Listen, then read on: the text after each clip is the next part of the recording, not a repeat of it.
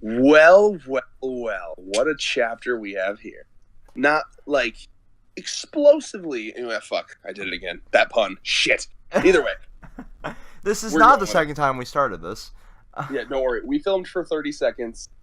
It was just a horribly shambly intro, so we started over. That's about it. But either way. So, let's start off with this fucking dinner scene. Live edit up. Okay, yeah. So, there's a couple questions I have just pure biological wise.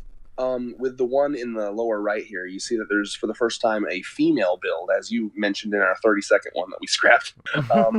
There's a female build here, and I think that's This the is first something time we haven't seen before, really. because all of them up until now have kind of been very gender neutral, right? I mean, they're the only more masculine one we've had has been Lewis, and we'll get to him in a little bit. Fuck yeah, dude, Lewis! Oh my gosh!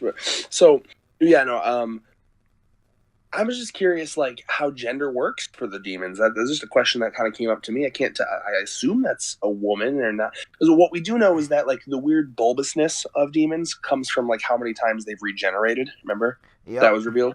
So, like, unless this one just happens to have had grievous injury on their chest region and then they just regenerated perfect bosom, I'm not sure. Right. That was my only other thought. I was like, either they got their boobs, or that's just how they regenerated. Maybe somebody blew up their upper torso. We really don't know. Yeah. But now, so we see that they're talking about Lord Bayon, because it's been a long time since this chapter. But you remember when Emma was caught? Yep. It must have been. It was one of Lord Bayon's people, I assume. It's been a while since that happened. I don't remember. Was it him himself? People? It was. I believe it was him himself who cornered Emma. Okay. But yeah, they're kind of like basically his people, were bragging about it apparently because he calls them his vassals.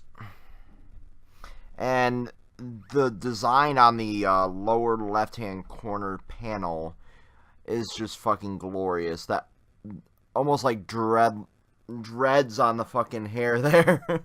Dude, I mean, every time there's a new demon design, I think we've seen this guy before, but like every time there's a demon design, I'm like, oh, pay attention to that, pay attention to that. Now, let's see, moving in here. So, they mention, premium grade, and again, like every time they talk about the kids, it's always like I never get used to how they're like. They talk about them as a product, even though that's the point of the series. But like every time they do it, I'm like, oh, it's so unnerving the way they're like premium grade female. Like, it's like weird, but like in a good way because it makes you feel like, yeah, they're just meat. They're just meat to them. Yeah. And the way they talk about them, you can feel it. You can see it. Like they are literally just walking cattle to them. And I think it's a really well done one. And they also bring up the man with no name because he saw Emma, Ray, and the man with no name, and. Yeah. He's like, oh, a mature one, right? So I wonder, because I know in our world, there's a thing called veal, which is like younger cow, right? Which is pretty fucked up to my knowledge. Apparently, it's pretty fucked up. I don't fucking know. But like, so I wonder. I've always been under the impression that like the sweet spot of human meat has been implied to be like 12 years old, because that's when the brain is like at the peak or maturity, without being older or something like that. So I wonder if he's just like, maybe it's like an acquired taste, like an older human would be like brisket. Yeah, that's quite curious here. Like a different meat, it's got a little different taste to it. So maybe he's like, I'm assuming they've been eating children for so long. I suppose it makes sense that it would be rarer to find a fully grown adult human. Right, and because there's only children, yeah. So when they bring up a mature one, And I love again his mouth design. Does he have an eye on his tongue? Like, what is that? It kind of looks like it is. It's really hard to tell, but it kind of does look like there is a eyeball on the tongue there, and like it's kind of creepy, kind of like horror movie-esque, and I love it. I do too. Designs are fantastic in this manga. So let's see here. We have them all kind of like preparing. We got the one guy pulling out his mask. Now, here's something that interested me.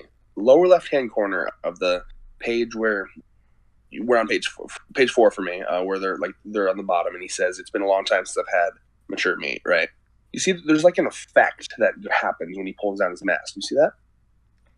Yeah, it's like that circle, and then there's a sound effect over there, but like it wasn't translated. Normally they have like an asterisk, and like this is what the sound effect is, and I didn't see that. But like there's like a little circle and then like a sound effect. So it almost looks like, I don't know, is it like night vision or is it like some sort of like special see better mask? Like, because like the first five I got was like he pulls down his mask and then it's like like that. What's the game? Fuck. What's the game that you'd put on your night vision? Splinter Cell. Splinter Cell, yeah. Yeah, you know how you'd be like. Yeah. I got that vibe immediately. What really took me here is because the human cattle's supposed to be like the really good food for them, and they push away an entire plate here almost. Right. Well, I suppose it was because he mentioned the premium. Yeah, and I'm like, okay, he's basically pushing away his lesser quality, almost like fuck this, I want that, like a spoiled child. Yeah. It is very spoiled, obviously, because I mean it's very clear and like taking some vibes from like Sanji's morals here. Like if we're like in a crossover here, like he gets pissed when people waste food because when people waste food, they clearly don't understand the value of food. You know exactly. What I mean? So, and the reason I bring this up is that this means that they're not eating to survive at this point; they're eating for luxury. Exactly, and it's kind of creepy. Clearly, yeah. I mean that they take food for granted, but at the same time, these are the royals almost in a sense here. So less royals. I get less royal vibe from them, and more the high society yeah. Well, because what it was implied is that this is like an underground black market. Because remember, this is supposed to be legal. Right. Under the promise, they're not supposed to hunt humans. Remember? Yeah, and it's just like. So, well, what it was implied was that this is like a black market dealing. So, like, I suppose it's like rich black market mafioso type people come here with like a bunch of money and just like this would be like their like underground like black market gambling type shit for them. Yeah, it's all sorts of fucked up. And in any case, but I like the point you made there because I mean like it makes sense in a fucked up way. I mean like that meat that they pushed away is obviously what they've, probably same shit they've been eating. Like, it's good, I'm sure, but, like, they've been eating it forever, and a premium is probably, like, like a fucking filet mignon. Yeah, that triggers me on so many levels. Though. The food wasting shit? Yes. Yeah. Well, no, you're making me want to go back and look at Lewis's plate and see if did he finish his... I'm curious. Lewis. I can't tell. Lewis, like, there's something on his plate, but I can't see any meat. Like, I'm going to, because like Lewis seems like like one of those like guys that actually is respectful of his prey. Yeah, it looks like there's no meat on there. There's what looks like gravy or something still. Potatoes or something. Oh yeah. Gosh, can you imagine human gravy? Oh gosh, you make me think of human gravy. I'm sorry. Oh, fucking! Wow. I wonder if there's a porn somewhere called Human Gravy, or at least with that in the title. Oh my god! I'm sure there is. Rule 34 exists for a reason. Like, if I were to Google human gravy, what would I get? I'm not gonna do it, but I'm just throwing that out there. Now, and we have another fucking beautiful double page spread that this fucking series is basically known for at this point. The double page spreads that you could fucking frame and put up on your wall because they're so goddamn good. 1 second here. Look at Lewis, man. Look at this man. Leading the charge, adjusting his badass hat with his badass claw hand. Yeah, I didn't put up the entire double page spread. And his badass monkey creature. I want the monkey creature to suffer. Why? What's wrong with the monkey? He didn't do anything. No, but I mean, it would... Think how snapped he would get if that thing died. I want to see if he actually cares for it. Well, what I'd like to see first is, before it dies, we need the writer to establish what it means to him. Yeah. Like, this is the pet that my wife left behind, blah blah. I wonder, like, that's the other thing too. Do they get married? Do they have wives? What's their fucking society? Do they have relationships? Like Sung Woo and fucking Musica almost seem to kind of have one. Exactly. It's just like there's That's so much that we need to know about their society still. And I'm sure we'll get more. Probably not marriage, considering that's more of that's like that kind of started with like as either a religious thing or b a gaining land thing. Yeah, I don't know. Depending on which side you truly believe. Well, I mean, it's been used as both. I mean, like it either started out as a noble thing, then got fucking corrupt, or it started out as a corrupt thing, and then people tried to make it more noble. Either way. Yeah, and then we have the double page spread, and then we see the aftermath of them, starting to execute their plan and starting to bait the demons here. I love how everything comes back to like hide and seek in the series. In a sense. Oh yeah, the best. I think it's really cool that like if you go back and read the first chapter, like a lot of like the entire tone of the series is like set up in that first chapter. Right. It's really, you have them really playing tag. Well you have them talking about strategy. You have them talking about like hiding and covering your footprints and all that shit was there. And by the way, I don't know if you actually there was an interview with the author of this that I read about where basically, and all of a sudden it makes a lot of sense now why this story is so good. But apparently, before he was able to get this, he's been working on finding a company to publish this story for years now. He's had the story in his head for years now, and he was just waiting to find a place to publish it. Oh my god! From what I understand, it was either that or he couldn't find an artist for it. It was one of those two things, right? Well, the artist would make sense because we've seen his drawings. It was one of those two things. But either way, what that means is that he's been thinking about this story for a long time. That means is that he probably has the whole fucking thing plotted out. He's not doing it like week to week. He has this fucking plan, which is exciting. You know what I'm saying? Oh. Exactly. So I love this panel where he's like, you see the kids hiding as the demons walking around in the house. It's like well lit, and it actually like gave me the sense of like fear and like, oh gosh, is it gonna, like, it almost gave me like old school horror game vibes where you're like hiding in the fucking closet as the thing walks. And it's like, and here's a guy with a chainsaw. Now, here's what I'm excited about, right? You have I don't remember her fucking name, but the girl with all the buttons, the Hot Topic girl, as we called her last time, because she looks like she just walked out of a fucking Hot Topic. Right. Now, remember, I'm semi happy about this because last chapter video we did, I basically said that like, look at her. She's going to be important because one, her fucking design, and two, she's probably going to be a little sadistic psycho and have like a sadistic psycho smile at some point, and she does in this chapter near the end, and we'll get to that. Oh, I love her already. Like she's already like one of the most cosplayable characters. Series. Are we going to get a red gender bend? No, I don't. Here's the thing. I can't pull off gender bends. If I was maybe like a good looking guy, it would work, but I'm like a gross fat guy. So I mean, like, it doesn't work. I'm debating on doing a gender bend Sombra. Oh my gosh, we'll see. If you could pull it, you could probably pull it. I can see you pulling it off. I think I'm just pessimistic about myself. That's kind of always been the thing. I'm like, oh, everyone else can do whatever they want, but I suck. Real talk with Red. And then fucking like we were talking about underappreciated scenes that people need to appreciate more and stuff. I feel like this is going to be one.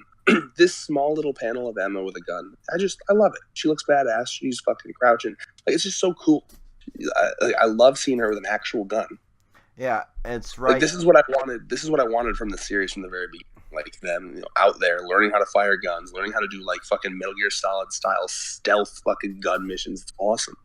Yeah, and also I think this is going to be a little bit underappreciated. Lucas here, hiding with the children here. Oh, absolutely. I mean, I think. So I assume he took them down to around where the Minerva shit was. Yep, that's where. Yeah. It's just judging, by their plane here. That's kind of like where they have them, hidden, where the demons essentially might not know exist. Although part of me wonders if that was a thing, why wouldn't they just hide there every time? But I suppose that.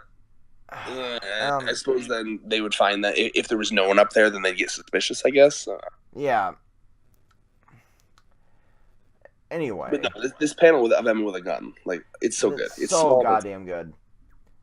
So then we have a flash back to, like, what happened when the music went off. And you see that, like, everyone fucking starts panicking. Like, it's a really powerful scene because I could, like, totally visualize this, how, like, everyone around him is just, like, grabbing their heads and, like, like just pure panic. We don't have our plan, finalized. We haven't let everybody know. Because, that's truly how you throw a spoke in someone's wheels, right? Like, you think you give them fake confidence and then take it away from them, right? Oh yeah. So they think that they have time and they don't. Like, it'd be like if I was like, all right, David, you have a 5-page paper, but you have a week. Just kidding, it's due in an hour. And I just straight up say, and give me a fucking F then. Right, but in this scenario, in this metaphor, it would be it'd be like, and just put a bullet in my head. Yeah, I give up. You'd be you wouldn't have much of a fighting spirit if you were in this situation, would you? Probably not. If I had this many people to remember, in an earlier chapter they did talk about that some of it was really dark. They talked about how some of the kids, Lucas talked about how some of the kids, when he told them the truth, they just fucking ended themselves. It's just like, yeah. I suppose that would be your path if you were in this series. Not necessarily. If I had time to plan shit out, then I could try to survive. But at the same time, if I was thrown into this, I don't know how I'd really react. Yeah. I like how this guy flipped it, though, because he's like, he flipped it in a really good way. He's like, well, think about it this way. Our freedom has come a day earlier. I was like, oh, that's a good way to kind of flip it on, like, make them feel better. Yeah, I mean, that's the leader in him here. All right, so to page 13 on my end here. I'm not sure what it is on your fucking app. It's from Manga Street. It's 13. Okay, cool. Can we talk, first of all, specifically in this panel here, her hair antenna is extra crazy. Look at that thing. Yeah, it's so goddamn adorable. I love it, but, like, can we measure that? It's like the size of her head in this panel. Right? It's like it's just like it's if you were to measure. I just woke up Emma. Yeah, oh fuck yeah! If you were to measure Emma, it's so tall. You'd literally have to be like, am I measuring you with or without the hair antenna? Like, that's how big. that adds like probably a half a foot to her height. And I love it. I love her design so much, and I love her fucking hair antenna. She is the epitome of main character status with that thing. Oh, I can't wait to see when because it's going to get an anime at some point, and I guarantee you once the mainstream people find out about this series, it'll be good and bad, right? The good will be that we'll get merchandise and shit. There'll be a lot of merch for it. There'll be T-shirts. Will it become another Rick and Morty, though? The bad is that there'll be the fandom will get cancerous. It's inevitable. You can't avoid it, but you have to not let a cancerous fan base ruin something for you. You know exactly. What I mean? It hasn't ruined Rick and Morty for me, although I have unfollowed a shit ton of fucking Rick and Morty pages. Well, all they're talking about right now is fucking sauce. Dude, I have 500 fucking posts about the goddamn sauce. But what was I gonna say? No, but like what I'm saying, one of the things I'm saying though is that like once this is like mainstream popular, I want to see like Emma cosplays at our local con. That'd be so cool. I'd be surprised if we didn't see at least one. No, there's no way we're gonna. Promise Neverland is not popular enough to have like cosplays at like smaller cons yet. I don't think it is. It's popular. I was shocked we got a Deku. No, Deku makes sense because there's an anime. True. Deku like 2 years ago, maybe sure, but like here's anything that's just a manga, is not likely to see a cosplay of that. Because a lot of people like to have an official color scheme, and a lot of people, even though you can use color pages. I mean, like my friend Andrew, he's going as Chisaki this year. Mm-hmm. And I don't think Chisaki from My Hero Academia, by the way. And I don't think he's going to, because even though season 3 is happening, I do think that season 3 is going to end before they get to Chisaki. At the very least, they might show him for a second. like a in the Salem. anime. You're right, because you remember how he's introduced like that at that one point, but like I don't think that they're going to get the Chisaki art.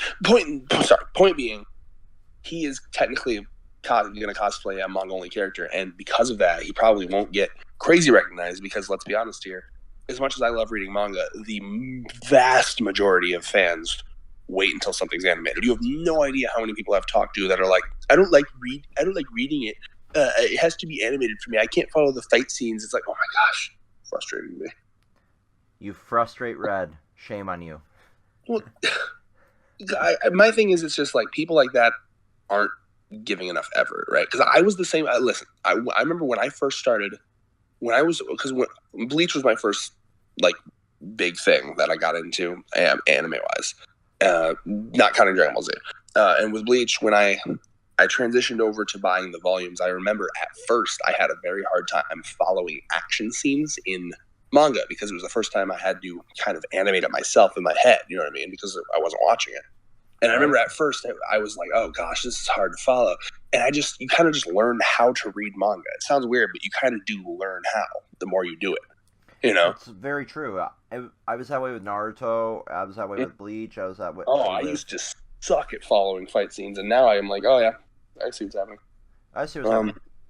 And then you got Hunter x Hunter, and it's a little bit harder.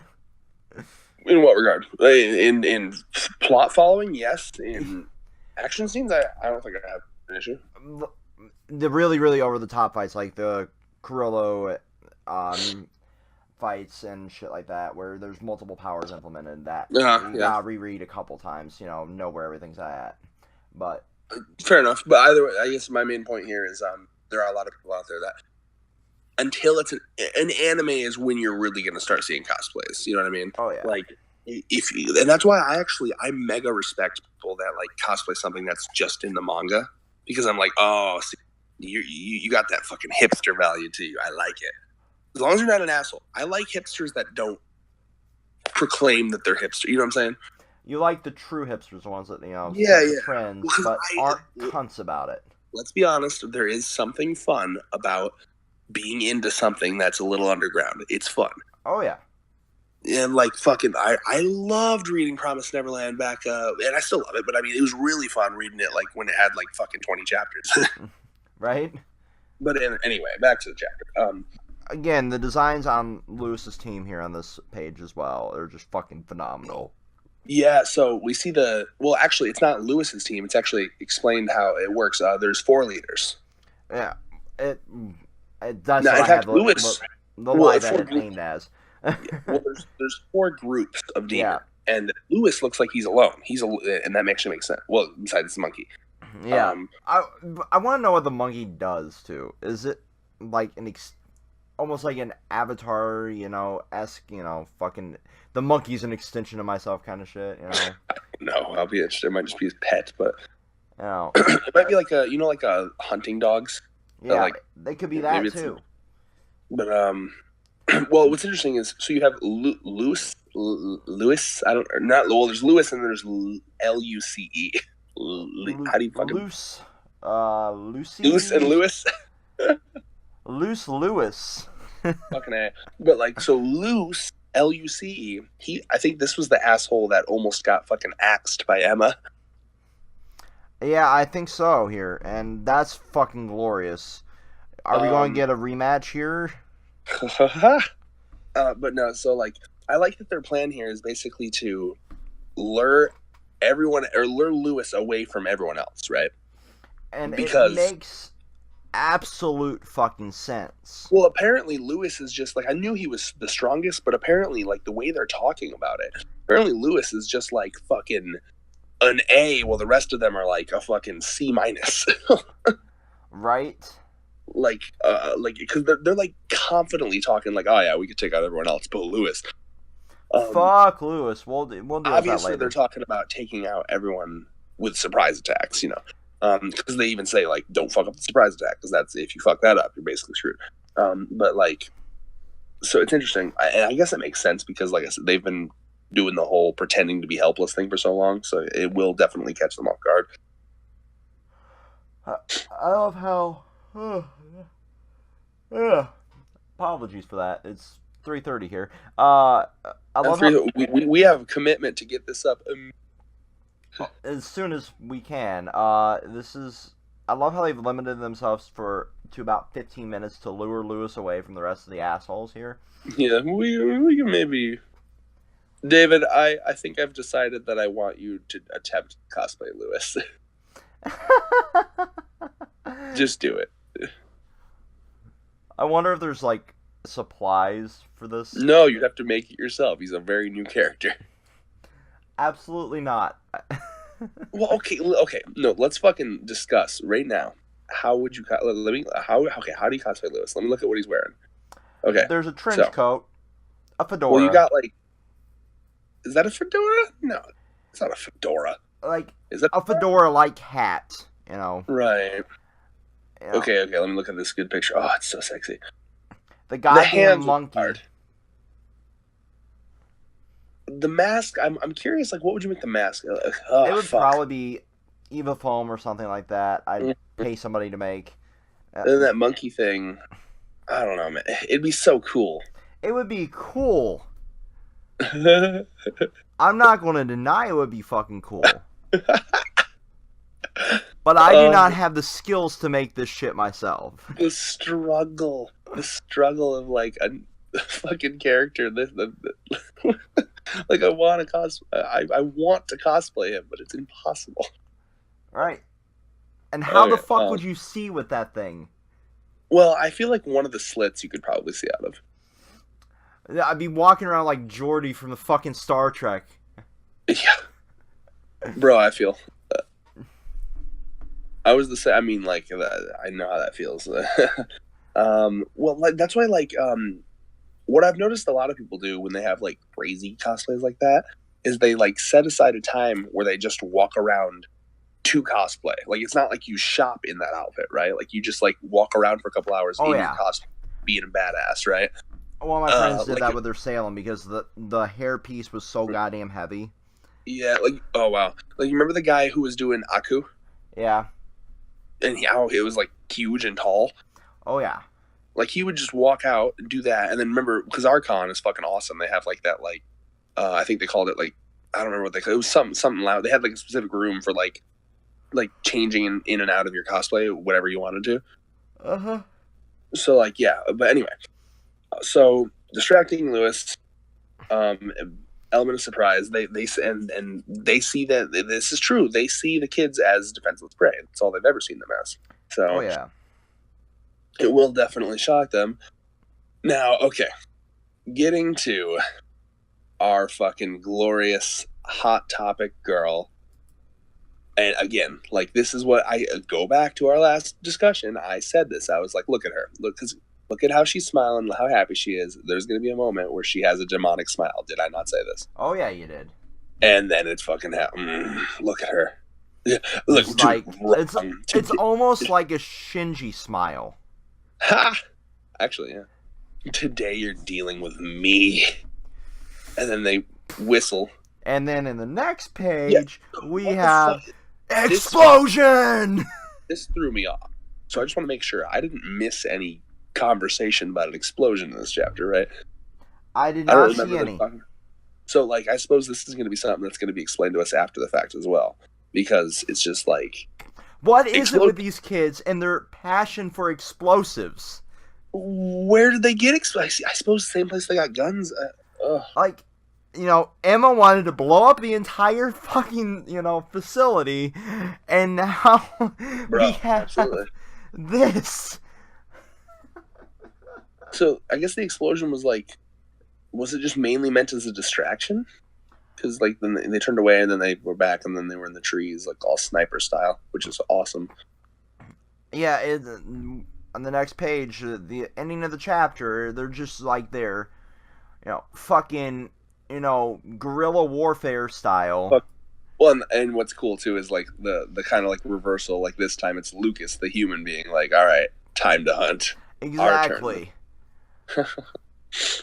But if at any time you want to go back and view any of the live edits more closely, you're free to go back, pause, and view them. The reason I dropped them so quickly is so the the YouTube bot doesn't hit any of these images as We've had trouble in copyrighted. the past with copyright, especially with Promised Neverland, oddly.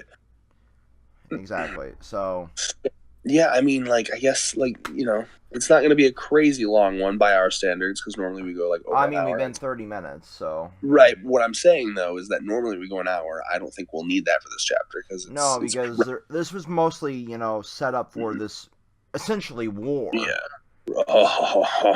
I mean, the title of the freaking chapter was The Dawn of War. What is it good for? So, like, I still want someone to cosplay Lewis. We need to figure it out. If I can pay my friend to freaking shape me a mask, maybe. I need to figure out the logistics. Okay, so, like, how would you do the hands? Would you have to, like...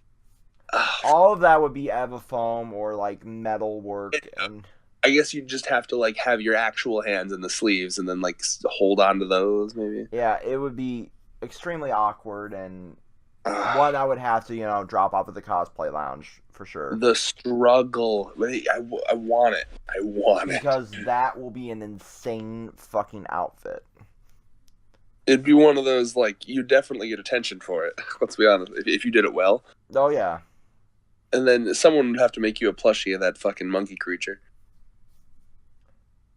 I have a plush monkey that just sits here that I can mutilate. Rip one of the eyes off. Rip one of the eyes off, reshape the face. Give it its little Aladdin hat.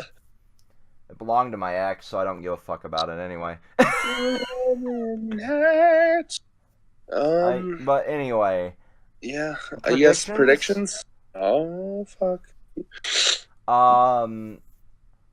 Wholesale slaughter of demons.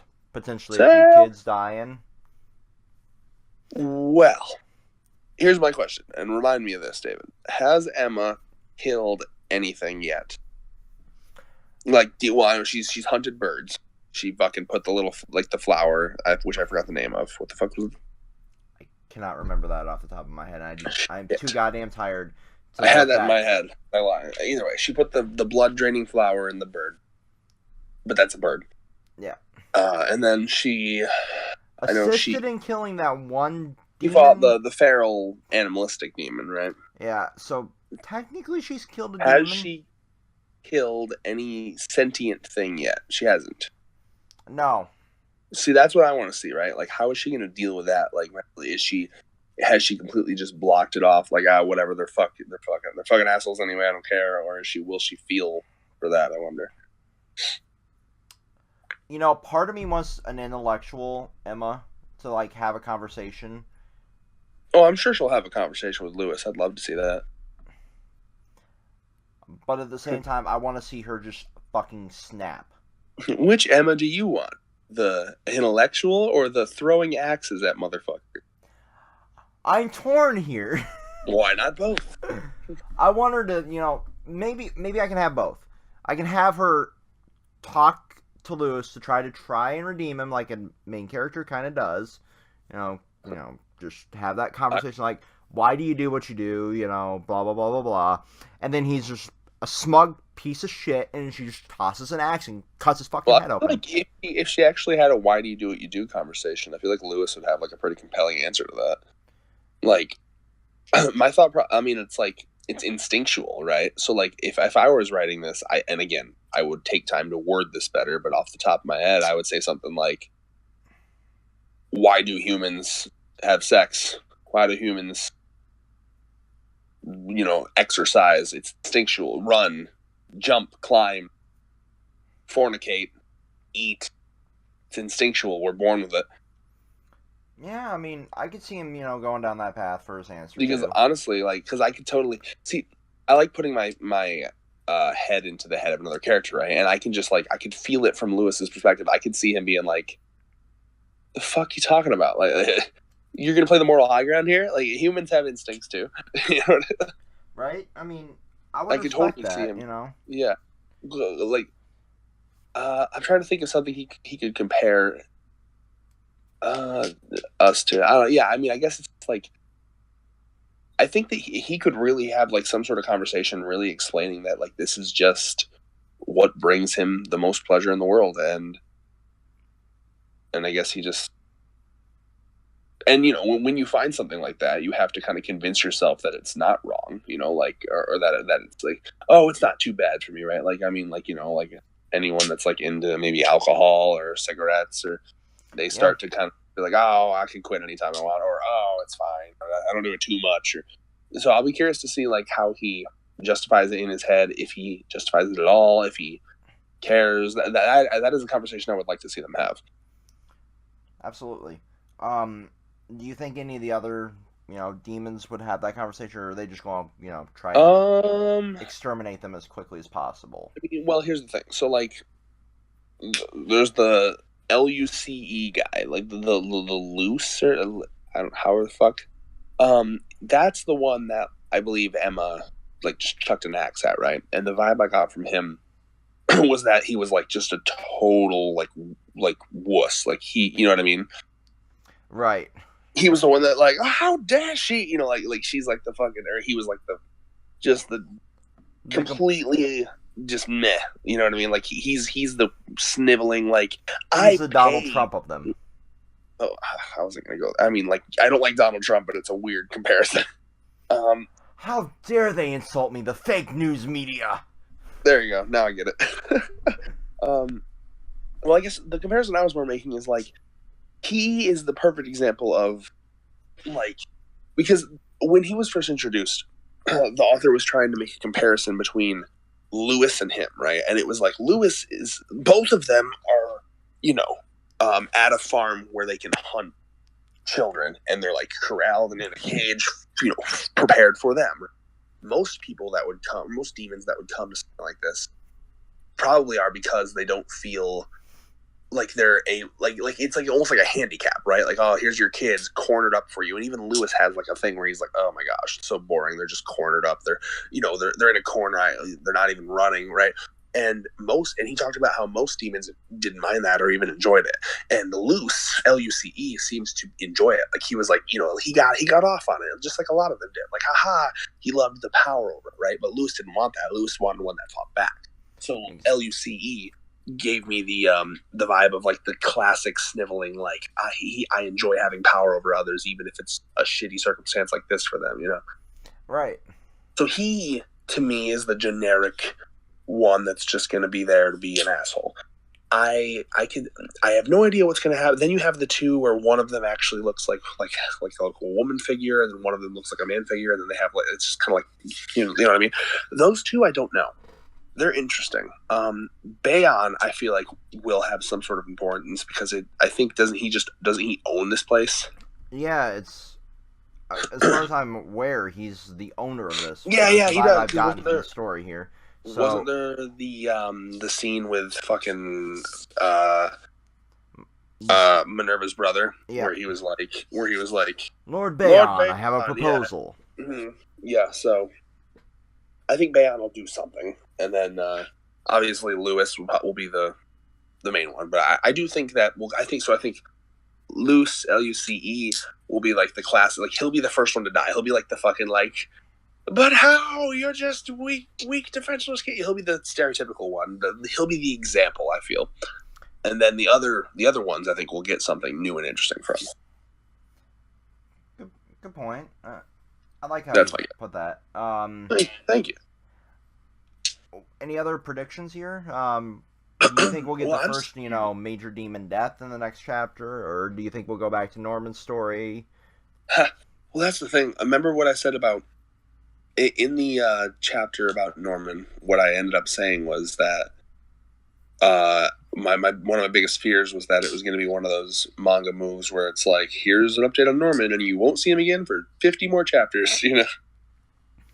Looks like you're kind of, on the right path there. Yeah, I'm concerned. I was hoping I really legitimately kind of wanted to see his what I want to see so fucking bad from Norman is for him to sit down with I keep forgetting, was Peter? Is it Peter Rattari, or was that? One second. Actually, yeah. What I'll do, hold on, because he was on the thumbnail of that chapter. Oh yeah. Well, I was just curious if which one was which. I'm trying to remember. because when they originally got the call from Minerva, right? Like I'm trying to remember what his name was. Hold on. Promise discussion. I should just finally get that fucking straight in my head. Here we go. Okay. It's Peter Rattari. That is his brother's name. Yep. Yep, you're right. I am the 36th. I just went back to when he was introduced. Okay, Peter Rattari. So Peter, that's what I want. I want a conversation between Norman and Peter. Right. I think that would be fucking fascinating. I want them to sit down, have dinner, and just talk about like what his deal is, what he wants. I want Peter to go into how he got the job, where he, or not. Well, we know how he's in the family, but like what the job's like, what it entails, what he thinks about it. I would love all that. That'd be so interesting. That would be the most interesting, scenario for that entire storyline. Like, because we know from that chapter that he kind of wants Norman to assist him in some way, but he's not going to want him to assist unless he gets something significant out of it because of how he's treated the other, cattle, essentially. Mm-hmm. By the way, I looked up. I was curious what William Minerva's like real name was. Like, Blake Rattari. He was James Rattari. Okay. I was just curious, so I looked it up. But yeah, that's what will really interest me is if he, sits down, finds out what he wants from him, essentially, because Norman's the genius level intellect. Haha, insert Rick and Morty meme here. And then, like... Norman's favorite shows. Fair enough. And then Peter's, trying to gain something out of this, and at the same time running this illegal, fucking facility with Bayon's assistance here, this Goldy Pond, Is it technically illegal? I don't think it is. The only promise was that they didn't hunt humans. Yeah, well, Bayon's hunting them. Well, no, that's... Goldy Pond. Oh, yeah, you're right. He did kind of sell... Yeah. Yeah, so, actually, yeah. Now, hold on. He sold the area to him. Do we know for a fact that he knows that he's hunting humans there? I wonder. That's a good point. We don't really know if he knows what's going on there or... Yeah, I just think he might have... Because the only reason I say that is because, like, when he almost he was, like, very disappointed in his brother for breaking the promise. Like, he seemed to be very intent on keeping the promise. So I almost... Did Bayon betray Peter? Did Peter betray the promise himself? I would like an because can you imagine like a deep, complex villain? Like, can you imagine if Peter actually like found out that Bayon was doing this, and like Peter actually like gets pissed at Bayon, and like they have like a fucking either argument, or maybe like what happens when someone breaks the promise? Like, we clearly saw that like when Minerva did, people came after him. Remember? Yeah. So I suppose like there's someone that he could report to on the because there's people on the demon side, there's demons on the demon side, and there's humans on the human side that both enforce the promise. So like I suppose Peter could be like, hey, you might want to check up on Bayon. He is not enforcing, he's not keeping the promise. And I feel like demons probably have their own that would go in their own little hit squad. Yeah, clearly this promise is very important to both sides because both sides were so goddamn sick of constant, never-ending war. Exactly. So, I mean, this is deeper than we actually thought it was at the same time. I love it. I love shit like this. Me too. Can't wait to see, and I'm really glad that fucking the series is half over shit was fake, because I could see this going hundreds and hundreds and hundreds of chapters. I could see this going like One Piece lengths if they really, really kept going. I'm not saying it should, but if the author wanted to, totally could. And I'd be okay with that. Me too, as long as he keeps it good. Right. Don't Naruto it and don't bleach it. Because I could see them, doing all this shit here, right? But then also I could see them making it to, like traveling to the human world and delving into the politics of the human world and how that works. There's a lot of things that could be interesting. Do we have PETA for humans? Do we have any knowledge on the human side? There's so much that they can do. When they said that that fucking tweet when it came out. Like, we're halfway over. I'm like, motherfucker, there's so much more shit we need to know, and you're not going to do it in 70 chapters. Now, see, I could even see them still doing space travel in the future of the series. Right? Like, there's nothing ruling that out. I could see them, like what if the fucking Seven Walls involves making a fucking spaceship? We don't know. Because what if Elon Musk is in the series? What if Minerva is Elon Musk? Right? Like, and he gives them a flamethrower. Here at the Boring Company, we sell, underground tunnels and hats and flamethrowers. And I shot my own rocket into space like Lex Luthor. Rocket Man. Oh my god. Well, here's what I'm thinking. That's the thing. This series is like so fucking open to like anything. He could do so much. There's so that's why I'm goddamn much. That's why I'm saying, like, you could totally have a thing in the future where it's, because remember the two options were sneak over to the human side, and like live quietly, or break the promise and have all out war, or the third option. What if the third option is just bail on the fucking planet?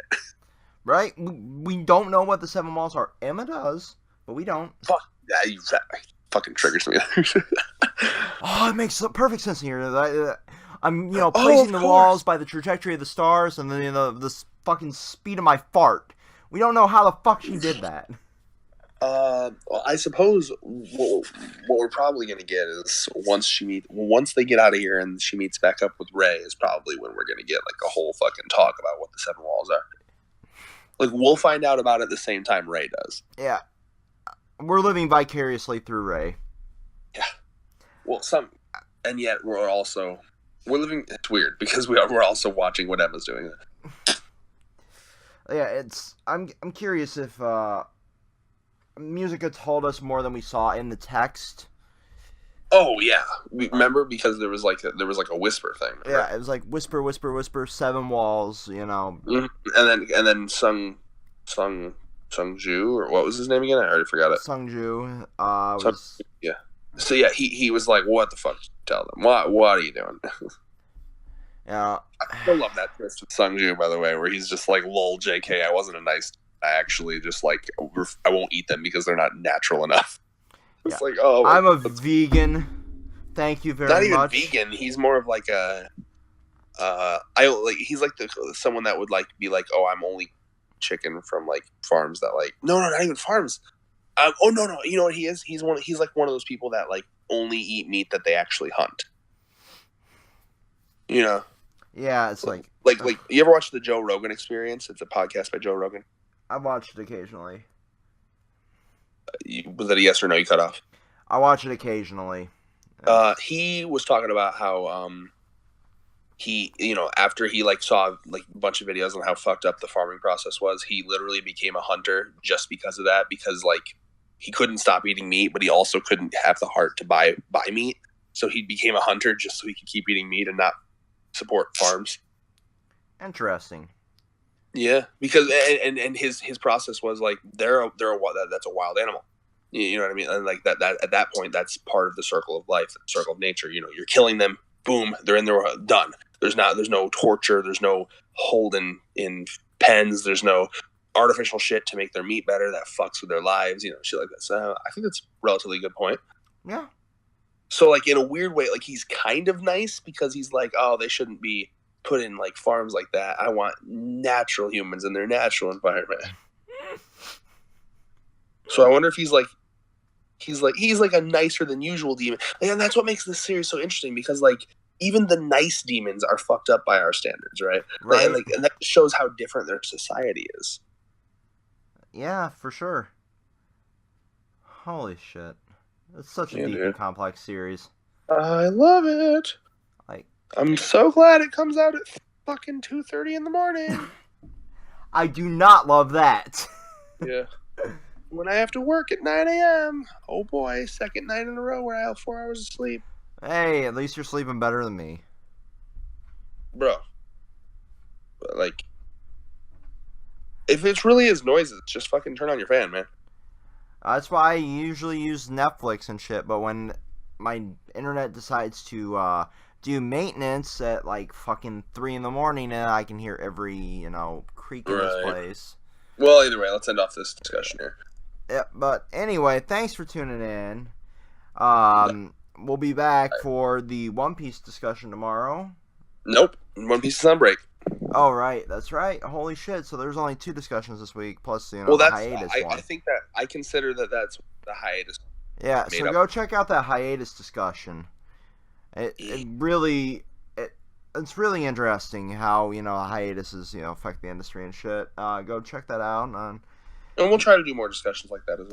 Yeah, we'll try and make that at least like a bi-weekly thing as well, if possible.